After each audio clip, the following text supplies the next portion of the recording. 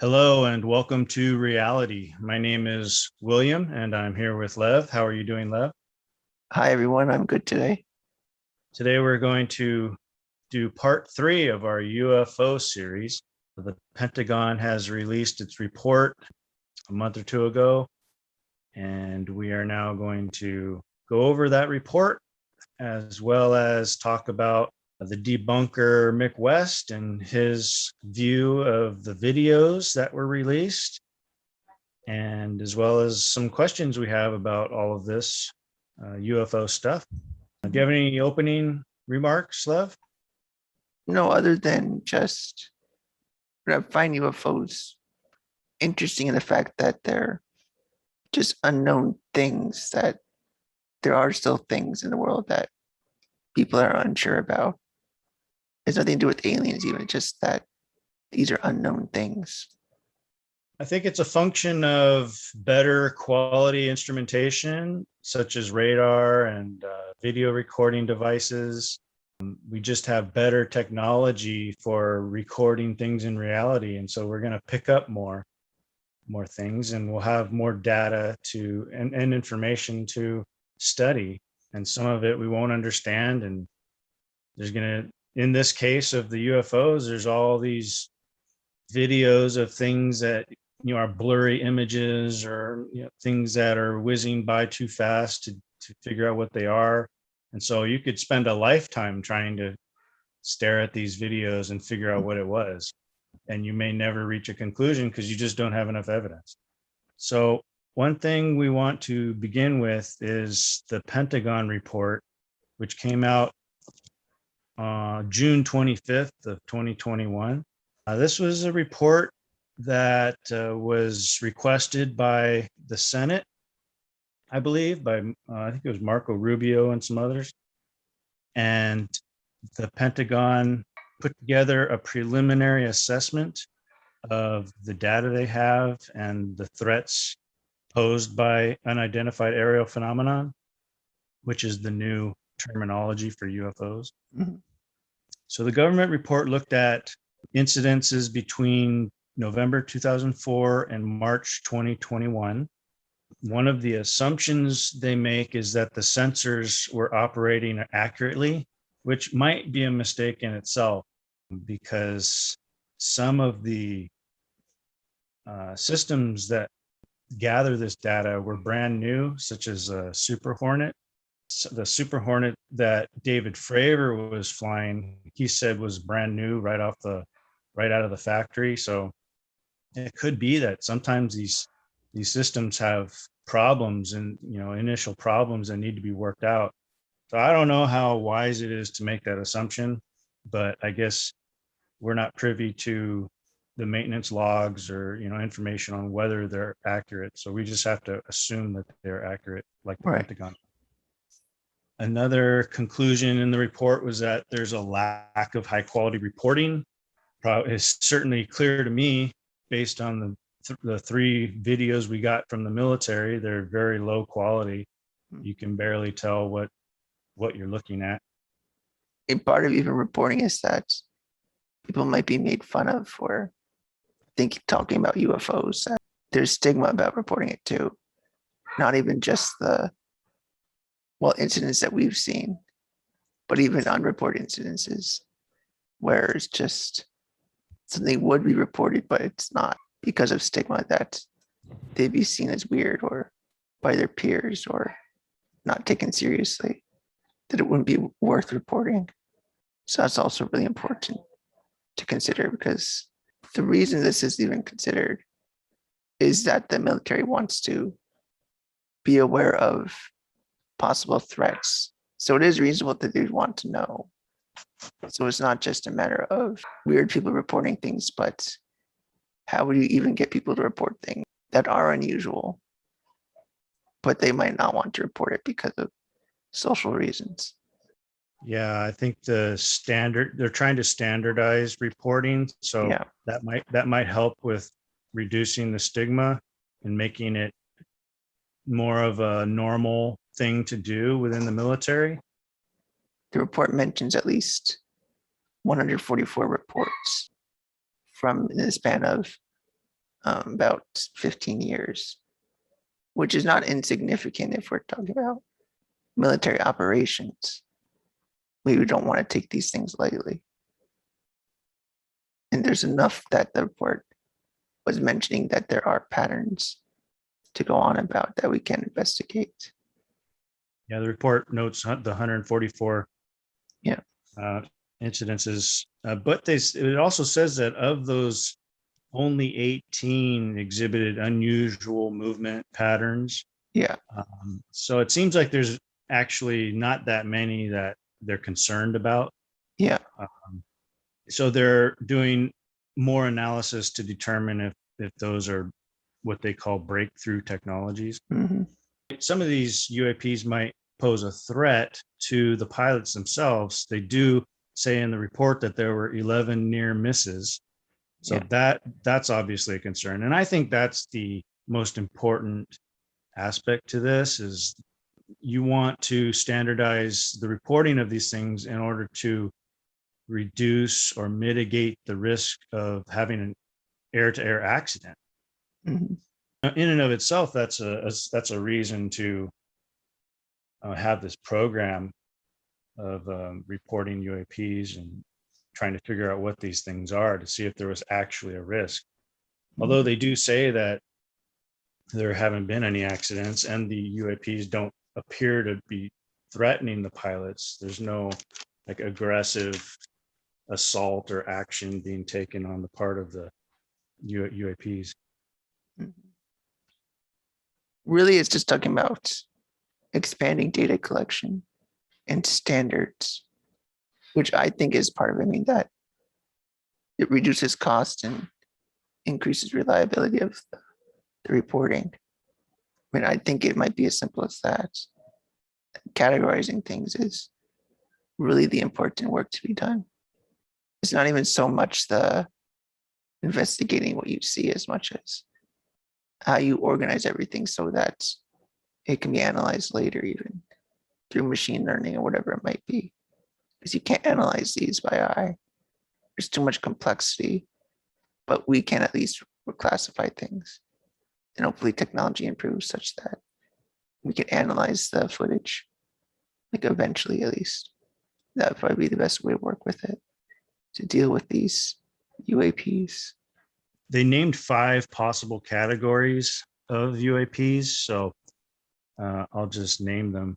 They said that they could be airborne clutter, natural atmospheric phenomenon, United States government, industry programs, or foreign adversary systems, or a catch-all category of other. Mm-hmm. And I note that none of these categories are alien spaceship.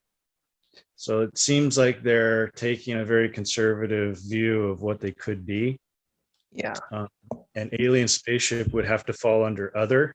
So yeah, I think that's kind of funny is that they don't seriously think there's alien spaceships out there. Otherwise, they would add it as a category. I know.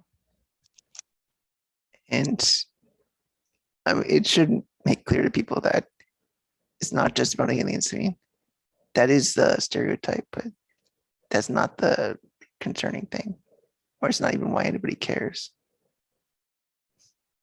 Yeah. And another thing I noticed is that they did identify one out of those 144 cases, and it was a deflating balloon. I assume a weather balloon. And that happens to be, this might be a good way to transition into Mick West debunking videos, because Mick West, his theory for the go fast video is that it's a weather balloon. So I wonder if the one case they did identify happens to be that go fast video, and they also concluded that it's a weather balloon, but we won't know because they didn't say in the report which one it was. Yeah. And it was just like executive summary report. I'm sure the Senate got something much more detailed. Right. So I don't think the report satisfied either side, the debunkers or the believers. Do you want to move on now to the debunking videos? Yeah, let's talk about those. I'll just set the context here. So I want to thank a Facebook friend, Tim Young, who showed me these Mick West videos. I hadn't heard of them until after we did the part 2 of this series, and Tim Young got in contact with me. So I've gone through all of his videos and watched, a whole bunch of related videos and interviews he's done.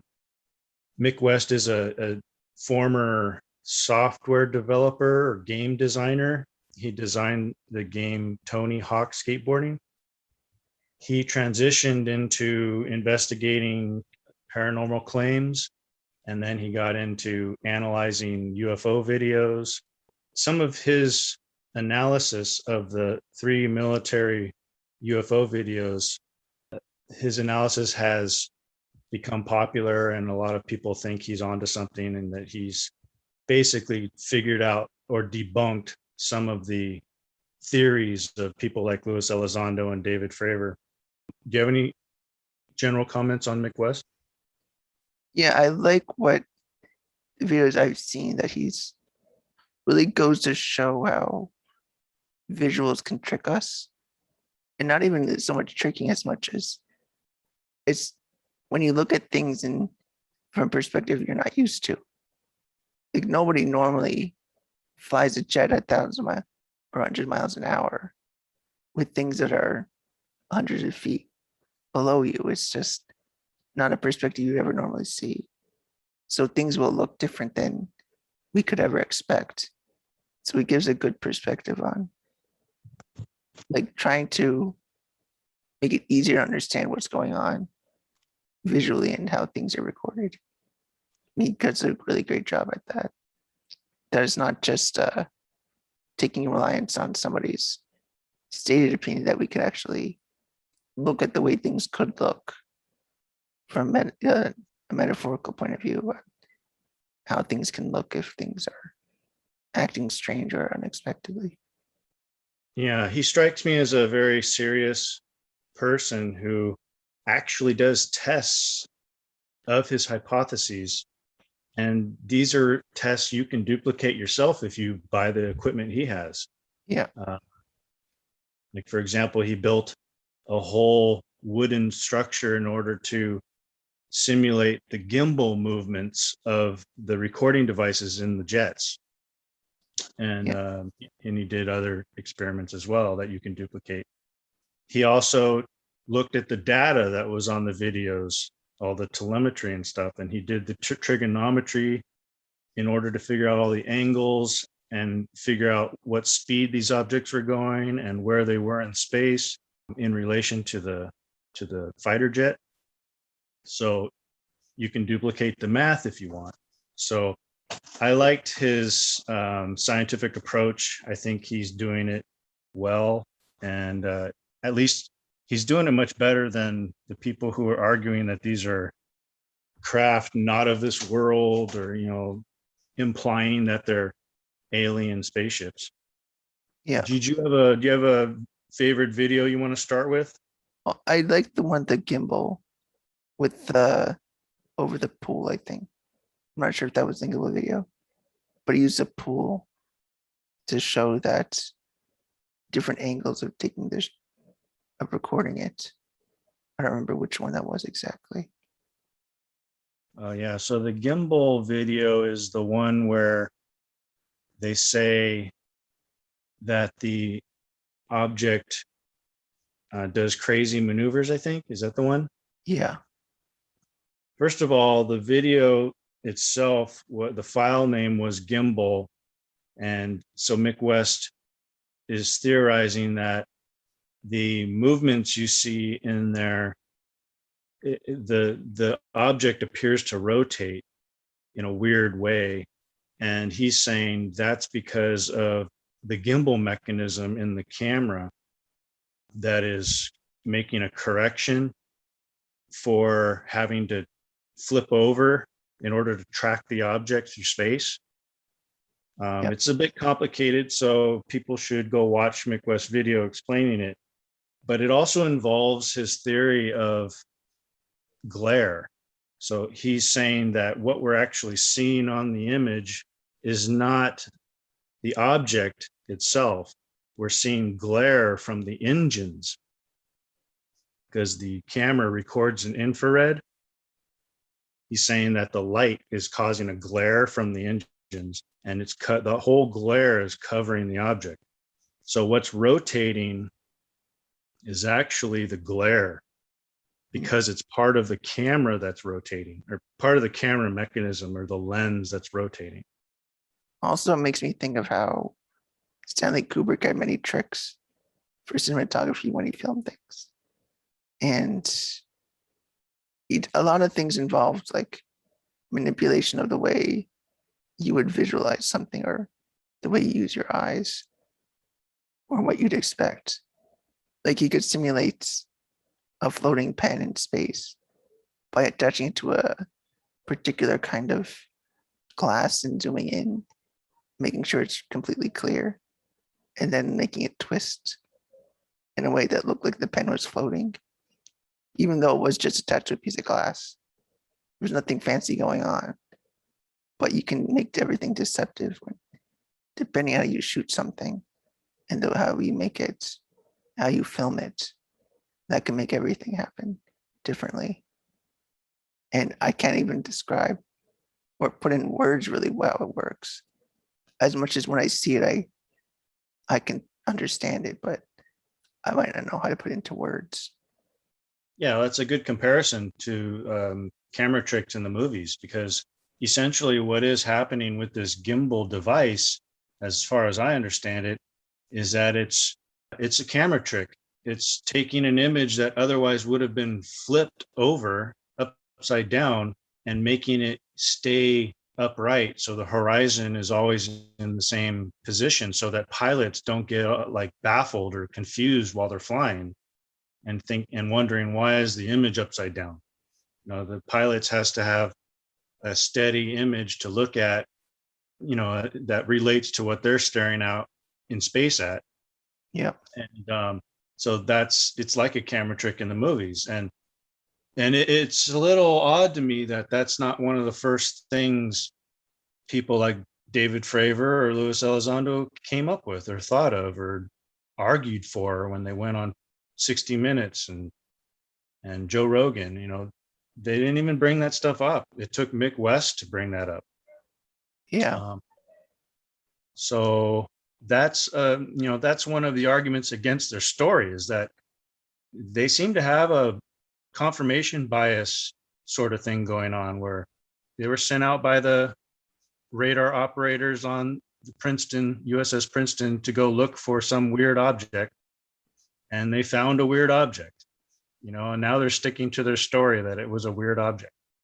It seems like they aren't considering alternative theories. And that's a shame, because I think the alternative theories make more sense. Thinking back about the Pentagon report, if only like less than 10% are these really anomalous things, is there really any reason to invest any money into it? I mean, I can see the interest from like a hobbyist perspective, but should the military really even devote resources? And of course, you might miss one or two anomalies, but should they really care?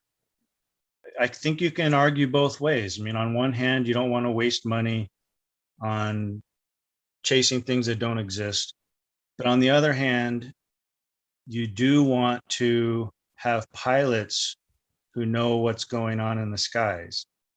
So if this is a problem for our pilots and they don't know what's going on, they don't know what they're looking at, then I think it's valid to invest money on programs that figure this out. And even if it takes wounding some egos, if these fighter pilots, Chris Lato is a fighter pilot who's been working on this, and he kind of started off believing everything that it was UFOs or something. And then he had an interview with Mick West, and he kind of admitted he was a cocky fighter pilot and just didn't look at the evidence, didn't look at Mick West's evidence. If that's what it takes to convince people like Chris Lato that they made a mistake, then that's what it takes. that's what you have to do. There's going to be cocky fighter pilots who think they know what they saw, and they don't mistrust their eyes, and you don't really want them to mistrust their eyes, right? They should be up there confident that they know what they're doing, but you also need to make sure that they know what's going on in the first place. So at some point you've got to challenge them and try to help them with data and evidence to figure out what they were seeing. Yeah, I'm also thinking of, say, investigating terrorist threats. I'm sure the majority are like nothing, and maybe just a guy saying something insane that he wasn't well or something, but you only need one case for it to like ruin everything, or only need one example of a real terrorist attack to cause catastrophic damage. Even if it's only 1.1% of all threats turn out that way. Those are what you want to investigate, because it could be huge threats to the country. It could be, a strange phenomena, or even a dangerous space phenomena that's not alien, but still a threat. So looking at these things could be useful, as long as there must be some way to balance it that other government institutions have figured out.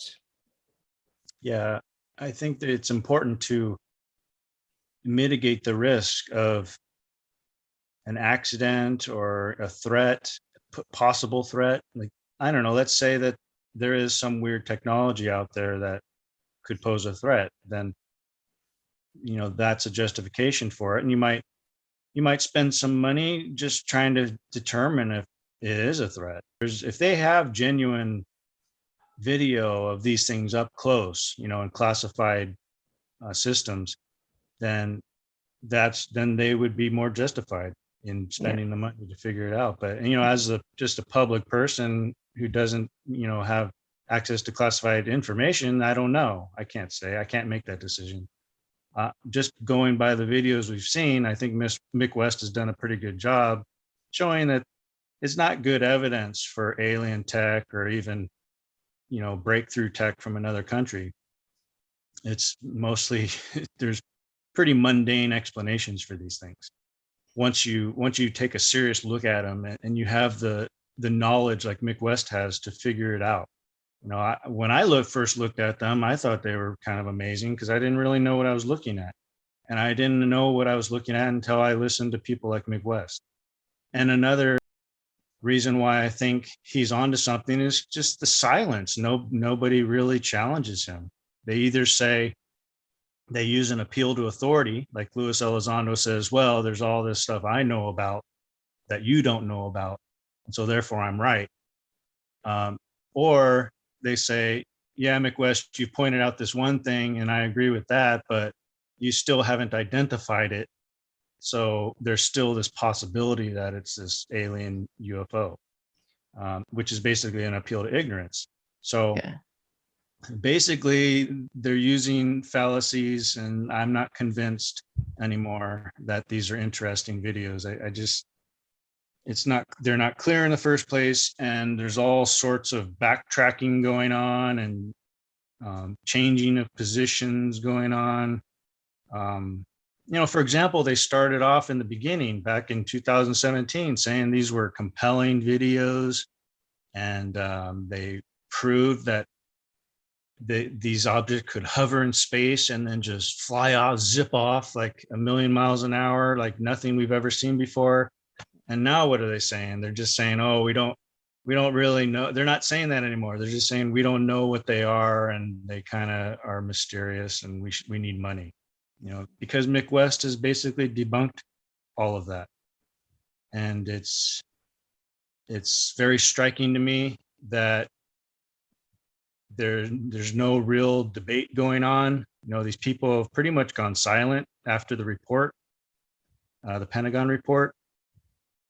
You don't hear much from them anymore, trying to make the same claims that they made before. Yeah, that's true. I think that is an indication that there isn't always so much to the wilder claims. I think anything you could do is limited to if you had already access to the hard data, or if you're actually one of the investigators into it in the military. I would wonder if China has developed anything, but it's probably not even related to this stuff. I mean, there are many anomalous things that people see, and it's worth understanding them, but I don't think it needs much resources. You classify and arrange it, use some machine learning, and I don't think it costs millions of dollars, maybe a couple 100,000 to just create a system, because you don't want to just leave this data to rot and disappear.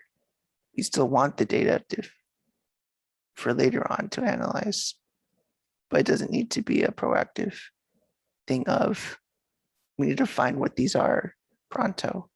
Sometimes it's just a matter of collection, and that's sufficient. Yeah, it's important to keep all that data that you collected. Yeah. In terms of analyzing the data, I think that's the problem. Yeah. There's this lack of ability to analyze these things, which is being pointed out by Mick West. I'll give you another example. In 2017, the New York Times wrote an article called "Glowing Auras and Black Money." This was about the videos and the funding for research on them. And when Mick West pointed out that the aura around the object was simply an artifact of the infrared camera, regarding the sharpness, you could change the sharpness setting, and if you change it to unsharp mask, it would create this glow around the object. So he pointed that out, which seemed like an obvious thing if you knew about cameras, which he did. That would be an obvious thing for these analysts at the Pentagon to figure out, right? Should So why didn't Luis Elizondo figure that out? It's just crazy to me. And it's things like that that cause me to suspect there's foul play here going on, that there's some ulterior motive to this whole hullabaloo about the UFOs. Yeah. So that article I mentioned, it actually had to do with the funding for the ATIP program, which was Advanced Aviation Threat Identification Program, I think. Mhm. And that was a program that Luis Elizondo led at the Pentagon, and then they eliminated the funding for that program, and then he quit the Pentagon over the lack of funding. So I think there's this funding dispute going on, and I think that's kind of the driving force behind this whole release of the videos and all this conversation about UFO. Yeah, it could be like personality conflicts, like in terms of like internal political conflicts. It could be something like that going on. Whoever gets funding and position and rank and whatnot. Yeah, and now Luis Elizondo created the To the Stars Academy, which is a private organization. And I think he's trying to set that group up as a research group who would get government funding to research UAP data. That seems to be the purpose of it. Well, I'd like to discuss in general, how do you deal with eyewitness pilot testimony? Because we've been talking about the data, the videos, and Mick West analyzing them. When you have some hard evidence or data like that in front of you, like a video, you can actually examine it and figure out what you're try to figure out what you're looking at. You've got something to analyze. But when you deal with eyewitness pilot testimony, like with David Fravor, how do you deal with that? Because all you have is his story. And one of the arguments is his testimony is exceptional and it's valid because he's this fighter pilot with a lot of experience. He's a Top Gun fighter pilot. He's been put in charge of millions of dollars worth of fighter equipment. These fighter planes cost millions of dollars, so they don't let a moron fly these things. You have to be a serious person who is trained to observe things in the skies and make quality reports about what you've done and what you've seen. So how do you deal with that sort of testimony? Because it seems very compelling. Usually I'm one to just disregard testimony. I don't think it's ever good if you don't need it. If you got the hard data, don't bother with testimony ever. That's the way I see it. But I wouldn't just take testimony and then say, oh, given what you said, I will now look into it. I think testimony is relevant to the extent that you consider it in the wider context of why you want that testimony. I mean, I'd rather not have the testimony, but if, say, there was a context of, I knew there was an ongoing war and I was worried about an invasion or some certain attack, then I would want to take the testimony, because if I lack anything else, I need to work with something that I can't just disregard everything in favor of just what I see. I mean, if there's no other option and no other available information, then I would consider it. But by and large, if I just, someone who's on military training, say, oh, I saw something weird, like, I'll record it, but their testimony would mean nothing to me. Whatever they saw, I don't even care. Like, because testimony is too unreliable. So I would just leave it up to, if there's some external reason to need the information. There's the saying, extraordinary claims require extraordinary evidence. Yeah. And I think that's a pretty good thing to go by. If you're making the claim that there's this object out there that apparently defies the laws of physics, well, that's an extraordinary claim. And I think it requires some evidence to back up what you're saying. If you can demonstrate it in some way, that would be ideal, right? If you could replicate what was happening, Yeah. but no one can do that. So at least not now. So you'd have to have some video evidence or some telemetry data that supports that. And I really don't see it. And the data they purported to show that ends up not being the case. Like they said, the gimbal video, they said that shows an object like rotating in a weird way and then zipping off the screen. Well, Mick West showed that it's probably just a normal plane flying along, and then Yeah.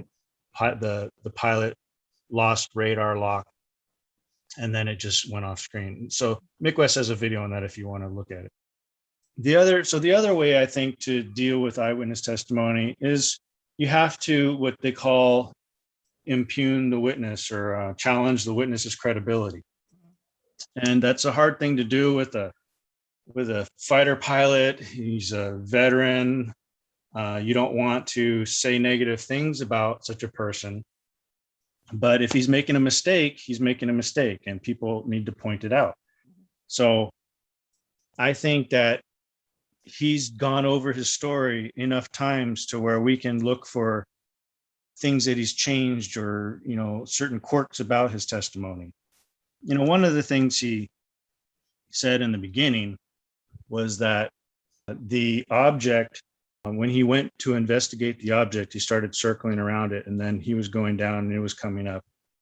And then he said, when in his initial interview with To the Stars Academy, he said that it took off really fast and was out of view in like 2 seconds. And then that he was ordered to go back to his cap point, which is a point in the ocean where the fighter pilots gather together for exercises. And he was on his way there, and then Princeton ship messaged him and said, "You're not going to believe this, but the object is at your cap point." And then later on, when he went on other shows, like a couple years later, he started saying that this thing moved to the cap point within less than a minute. But that was something he added later. He started adding like little bits to his story. Like he would use sound effects. Like he said, it would turn like boop, and he'd go and make this sound. And then he didn't do that before in the first interviews. Yeah. He would add little embellishments to the story. And now it's hard to understand how fast this thing was moving and how it was actually turning and shifting around. It's like he's trying to make it like it's this thing that's incapable of moving that way. When in one of the initial interviews he did, I think it was on CNN or NBC or something, he said it moved like a helicopter, but more abruptly. That doesn't sound like a ping pong ball. He later would say it moved like a ping pong ball moving around. So it's things like that that you can look for in a story. Like all testimonies are like that. That's why I don't find them very useful, that they can tell you a little bit, but they're not that useful. They're only useful within a very narrow context of just needing a little additional stuff, but it's never a good starting point. Yeah. And just one more thing about confirmation bias. In one of his interviews, he said that he never believed we're alone because there are too many stars. So it sounds like he's always kind of believed in aliens. To me, that's kind of like a confirmation bias. He's set up to believe that it was a UFO from another world. And he actually says that in some of the interviews. He says it's not from this world on Tucker Carlson.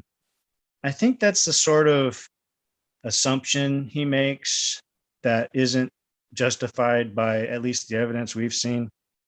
So if he actually did see something like a tic-tac shaped object that moves in incredible ways, then of course he's justified in thinking that it's not from this world.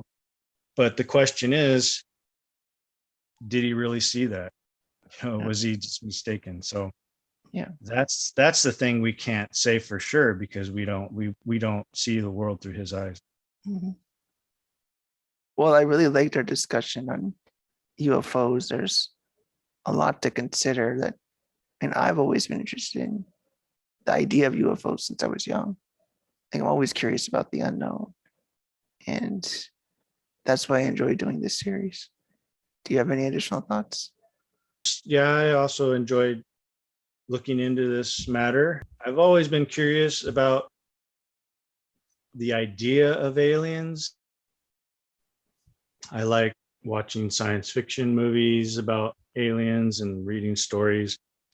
I listen to Coast to Coast on the radio, where they talk about all kinds of weird phenomenon.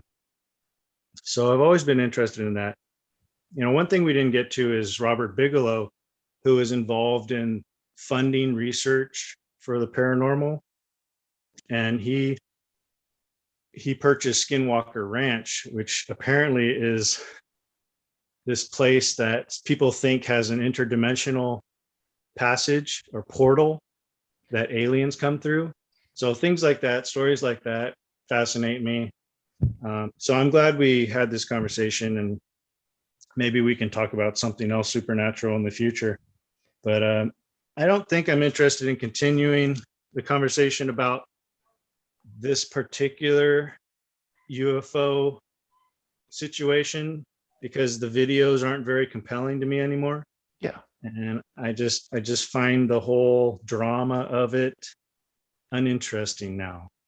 Yeah, once you find out about it, it's like you drain out all the mystery, and it's like, oh, there's not much there anymore. Yeah, it's kind of like a catch-22 for people who want to release all the data, right? Because if you don't have enough data, it remains a mystery. But once you release all the important data and let real scientists or serious people work on it, then it gets solved and you don't have a mystery anymore. Yeah. So that's a point that we didn't get to Eric Weinstein either, but that's kind of a point he's been making, is that he wants the government to release all the data to serious scientists and bring them on board. And I agree with that. I think that's the way to go. But since they haven't done that, or they're doing it in secret, it tells me that it's not a real problem, that the government's not really worried about it, and they probably know what's going on, or at least have some indication that it's not a serious threat. Yeah. So, so that, I guess that's all I have to say about it. Thanks for the conversation. I look forward to talking to you next time. Yeah. Thanks, everyone.